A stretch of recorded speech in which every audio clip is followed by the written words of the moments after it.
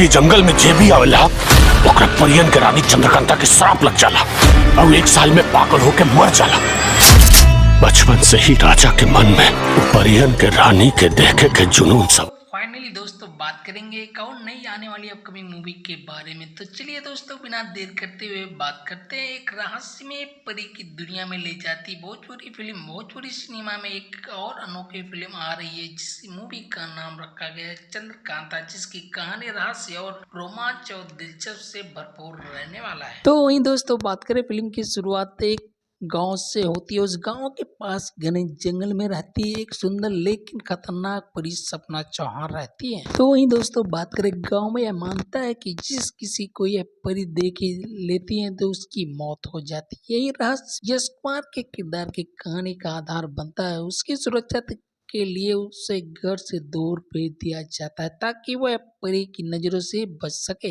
यश कुमार की वापसी और दिलचस्प रोमांच समय बीतता है और यश कुमार अपने नए जीवन की शुरुआत करते नजर आते हैं।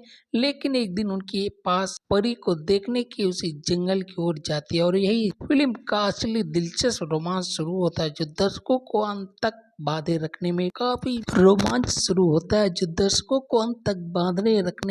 काफी ज्यादा भूमिका निभाता नजर आता है। तो वहीं दोस्तों बात करें इस मूवी में कलाकार का दमदार प्रदर्शन है। ट्रेलर में यश कुमार ने अपनी सशक्त अभिनय से दर्शकों को गहरी से प्रभावित किया। सपना चौहान अपनी रहस्यमय परी किरदार से बेहद प्रभावशाली नजर आ रही है। इसके अलावा ऋषिकर मधुप्रीति मौर्य, अमित शुक्ला और अनीता रावत जैसे आम कलाकार ने अपने अभिनय से फिल्म को और ही रोमांचक तरीके से रोमांच से भर दिया है। तो वहीं दोस्तों बात करें फिल्म का प्रचार प्रसार पीआर और रंजन सिंह देख रहे हैं। चंद्रकांता एक नई दुनिया की यात्रा एक ऐसी भोजपुरी फिल्म है जो दर्शकों को रहस्य दिलचस्प और भावनाओं की एक नई दुनिया में ले जाएगी। फिल्म का ट्रेलर दर्शकों की उम्मीद और बढ़ा चुका है। यश कुमार ने एक बार फिर साबित कर दिया कि केवल एक अभिनेता नहीं बल्कि भोजपुरी सिनेमा का नई उम्मीद अब फिल्म के रिलीज का बेसब्री से इंतजार कर रहे हैं।